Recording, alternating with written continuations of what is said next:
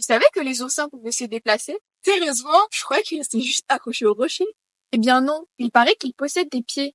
Ah ouais? Ils se déplacent comment exactement? En effet, les oursins, plus communément appelés vanas en Polynésie française, sont des échinodermes très prisés par les populations locales pour leurs gonades. On les connaît principalement par leurs épines, mais peu de gens savent qu'ils ont des pieds ambulacraires qui leur permettent de se déplacer et d'aller aux surfaces grâce à un système hydraulique.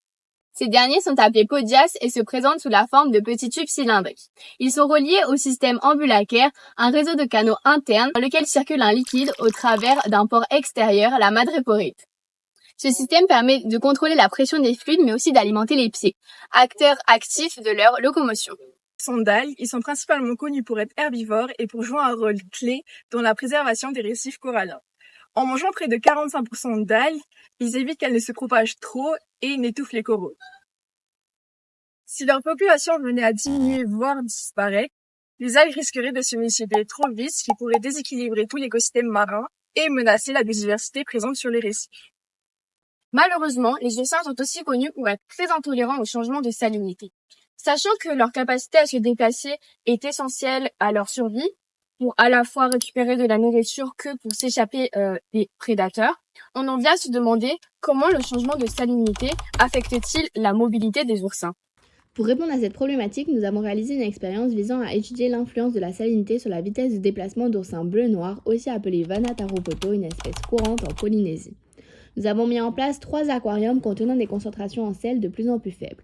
Ces différents aquariums permettaient de simuler différents niveaux de salinité et de réaliser une expérience témoin sur une salinité contrôlée, puis des expériences tests sur des degrés de salinité plus faibles, mais toujours compris dans l'intervalle de tolérance des oursins.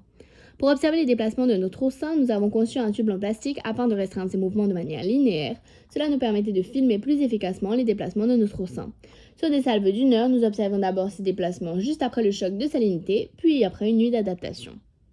Dans l'aquarium, à salinité contrôlée, l'oursin avait tendance à beaucoup se déplacer, notamment pour sortir de la bouteille. Cependant, on remarque que leur capacité à se déplacer est perturbée par les changements brusques de salinité.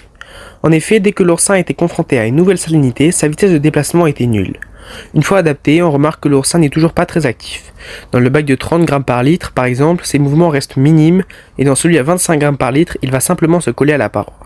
Cette expérimentation nous a permis de découvrir qu'avec une baisse de concentration en sel, le mouvement des oursins était immédiatement perturbé. Des changements brutaux d'environnement induisent alors une perte de performance mobile des oursins. Notre expérimentation, nous nous sommes basés sur les recherches du morphologue fonctionnel Austin Gardner, chercheur à l'université de Syracuse. En 2024, il s'intéresse aux effets de variation de salinité sur les populations d'oursins verts. Son étude menée sur 27 individus exposés pendant 2 mois à des niveaux de salinité différents vise à évaluer 3 paramètres clés: la locomotion, l'adhésion et le comportement mécanique des pieds tubulaires. Les résultats révèlent une absence d'acclimatation des oursins au choc hyposalin et des effets délétères immédiats et durables. Leur vitesse de déplacement diminue considérablement, leur capacité d'adhésion chute drastiquement, et même après 20 heures d'acclimatation dans une salinité contrôlée, leurs performances ne retrouvent pas leur niveau initial. Il apparaît donc clairement que la capacité de locomotion de ces herbivores dépendra de l'ampleur de ces épisodes de faible salinité. Comme le prouve cette étude et notre expérience, ces perturbations pourraient rendre toute espèce d'oursin incapable à se déplacer, menaçant ainsi leur survie et leur rôle écologique. Avec l'importance de ces récifs coralliens pour la protection côtière et la préservation de la biodiversité, il est essentiel de réduire et de prévenir l'arrivée de futurs épisodes de faible salinité pour sauvegarder ces populations d'oursins. Heureusement, le changement climatique induit directement des événements climatiques extrêmes comme les tempêtes ou bien même les fortes pluies, qui seraient d'ailleurs en hausse dans certaines zones du Pacifique selon les prédictions du GIEC de 2009. Ces précipitations entraîneraient un apport massif d'eau douce dans le lagon, ce qui réduirait temporairement la salinité de l'eau des océans. Or, comme nous le savons, les oursins sont très sensibles à ces changements de salinité. Contrairement à d'autres organismes marins, ils ont du mal à s'adapter et donc survivre à ces changements brusques qui affectent leur capacité de déplacement. Pour conclure, on remarque en effet qu'il y a un lien entre la capacité mobile des oursins et le changement de salinité. Ainsi, plus la salinité est faible, plus les mouvements de nos oursins sont réduits. Aujourd'hui, le réchauffement climatique a un énorme impact sur de nombreux écosystèmes. Il est donc urgent d'en réduire les conséquences.